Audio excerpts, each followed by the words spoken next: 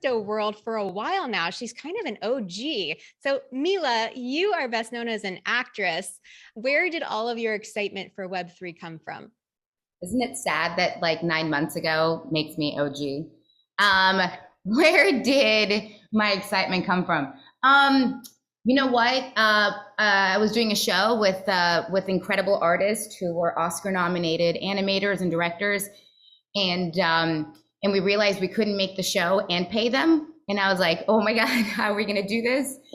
And I kept hearing this about this world of Web3 and NFTs and crypto in my house for about 10 years.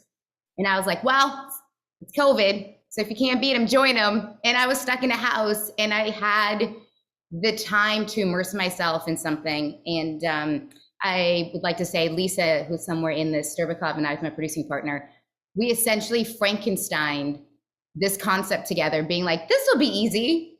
How hard can it be? Wait, it was way harder than we thought. I'll tell you, we lost a lot of sleep and grew a lot of gray hairs.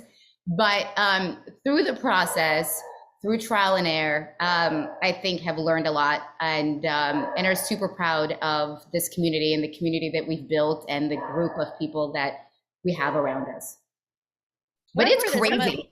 It's it, crazy. It's the I wild, wild remember west out there.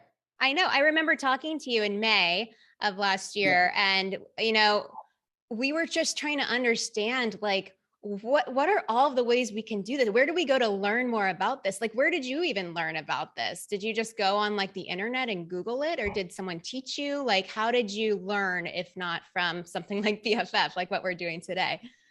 Okay, I'll tell you. I had this, which is like my little notepad, and I would go to meetings and I pretended like I knew what people were saying. I had no clue. I didn't know what a single acronym was. I didn't understand what a wallet was. I was like, blockchain, duh, obviously. And I started just writing these things down, and the meeting would end. And then I would spend from like 9 p.m. to 2 a.m. Googling everything and being like, what are these words? What is this? Like anything from like sandbox to, I mean, like things that like nowadays are in such a vernacular of like everybody knows what everything is. But back then you were just like, oh my God, how am I going to keep up? And I'm telling you, it was like self-taught is the best way I can say. And I guess I wasn't really scared to ask dumb questions. And I had a lot of support from really great people. And I discovered Morgan and Maria, who are somewhere on this through this. And they came on board, and they are, talk about OG. I think, both of them, and Morgan came from Libra, and Maria just self-immersed in the metaverse and in NFTs and in crypto for years and years and is an expert. And they came on board and helped Lisa and I and helped navigate us and the world. And then we just kind of hijacked them to join us. And what makes you so excited about where this is all going in the future, and potentially getting more women and non-binary people involved? I mean, we really did talk about this at length, and so I will try to condense it because it is one of those passionate conversations where I feel I go like on a very long tangent about. But it is to yours and Gwen's point about, for the first time in especially the tech age or any age, women are one-to-one with men. Like we're on an even playing field. We have no excuse other than ourselves, and we're so conditioned to follow rules that have been set forth for us.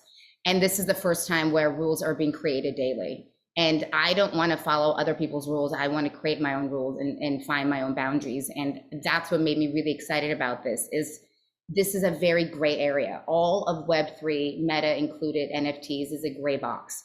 And I don't need men to tell me where the lines are. And I can do this. I also think that we are so conditioned as women to be risk averse. We men go make the money. We are taught to save that money and go. Men make the money. We're taught to save that money and coupon. And I think that the youth have a better chance of being risk averse. Like when you're 20, you think you're made of Teflon. You have nothing to lose. You're like, whatever, I'll do this. What's the worst that can happen? And the older you get, the more you realize that there's, all these other things you have to consume yourself with and worry about.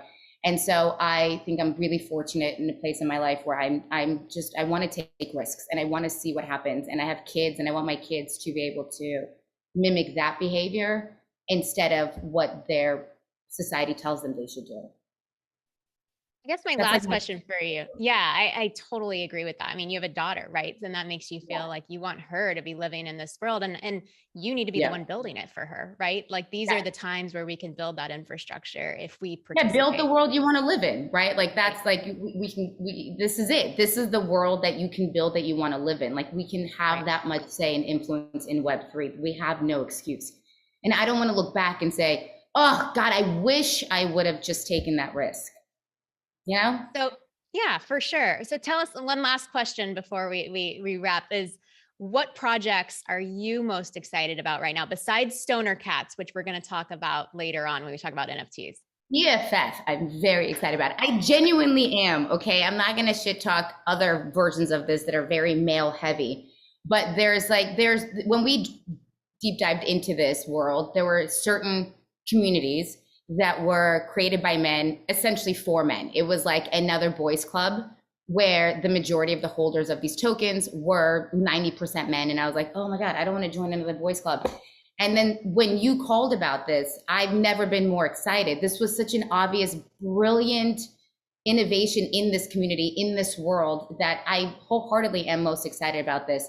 I think that for me to say Web3, Meta, Web3, NFT, like call it whatever you want to call it, is moving at such a rapid rate that I think compounded, like the innovation of the past 20 years will be in the next 2 months. The equivalence is just moving so fast. So it's really hard to say, but I think the direction it's all going, the fact that you were able to get this many women on a Zoom to get them excited about cryptocurrency is so cool, Britt. Like I've been dying to do that. I've been screaming about crypto for however long, and people are like, be quiet.